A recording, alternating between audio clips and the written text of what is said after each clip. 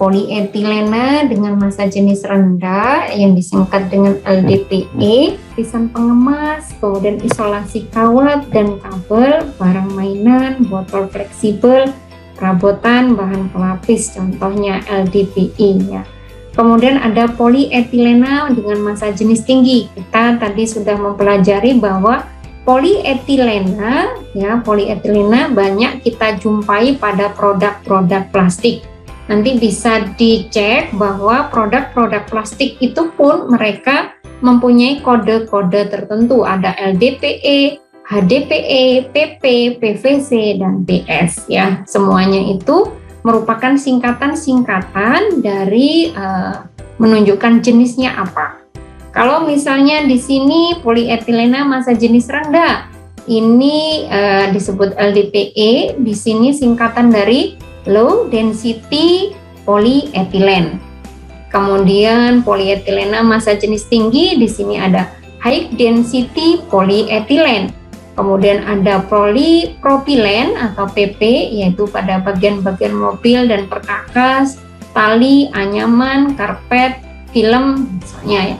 Nah, ini dari PP ya, dengan kode PP, yaitu menunjukkan bahannya yaitu adalah polypropylen.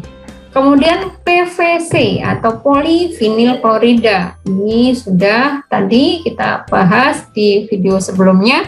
Bahan bangunan, pipa, kemudian untuk lantai ada isolasi kawat dan kabel, kemudian film, kemudian lembaran-lembaran PVC juga ada. Polistirena disingkat sebagai PS ya, tentu vinyl klorida bahan yang berbeda dengan stirena sehingga kemudian kodenya berbeda.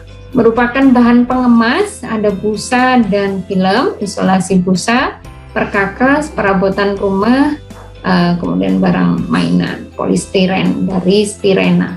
Ya, monomernya adalah stirena.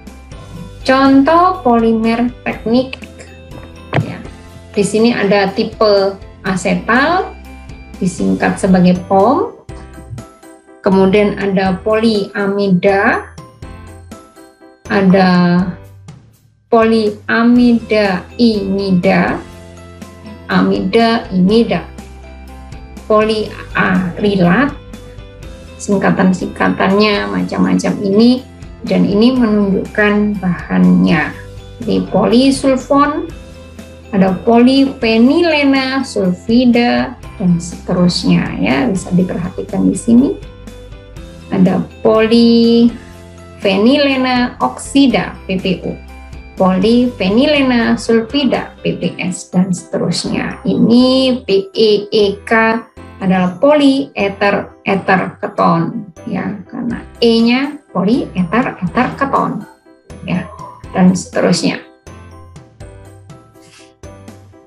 Kita kupas tentang manfaat polimer. Kita jeda di video berikutnya.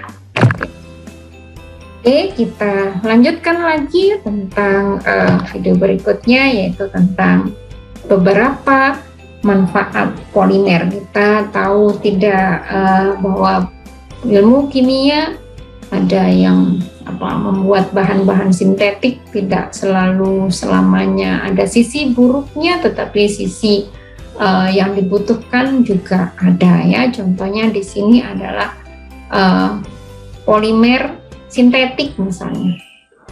Ada yang dari bahan alam, kemudian dari bahan alam murni, kemudian ada juga tadi kita juga bahas bahwa dari bahan alam yang dimodifikasi sehingga disebut sebagai polimer semi sintetik. Kemudian ada juga polimer sintetik. Nah, pada bidang kedokteran diciptakan alat kesehatan seperti termometer, botol infus, selang infus, kemudian ada jantung buatan, kemudian ada alat transfusi darah yang itu berasal dari polimer. Ya, kemudian bidang pertanian ada mekanisasi pertanian. Kemudian ada bidang teknik, diciptakan alat-alat ringan seperti peralatan pesawat. Bidang otomotif misalnya adalah pelengkap mobil. Secara kimia, polimer didefinisikan sebagai senyawa berbobot molekul besar yang terbentuk dari penggabungan berulang secara kovalen atau polimerisasi. Molekulnya merupakan molekul sederhana. Satuan struktur berulang di dalam rantai polimer biasanya setara atau hampir setara dengan struktur monomer. Jadi ini tentang polimer, itu kan yang M besar adalah monomer, N-nya ini adalah pengulangannya. Jumlah satuan struktur berulang dalam rantai polimer atau N dikenal dengan derajat polimerisasi. Jadi kalau derajat polimerisasinya tinggi, maka N-nya ini besar ya, karena diulang-ulang.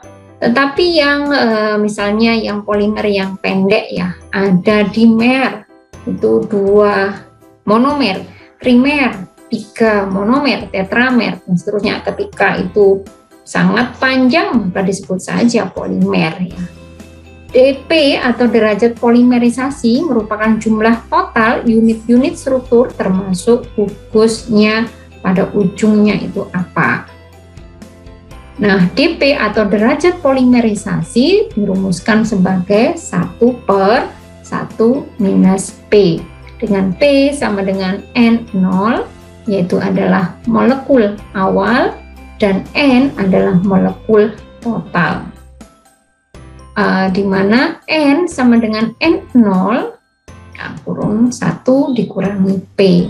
Ini tadi ya derajat polimerisasi dP, P adalah konversi reaksinya, N0 molekul mula-mula atau molekul awalnya, kemudian molekul total. Ini jumlah ya, jumlah molekul awalnya, jumlah molekul total.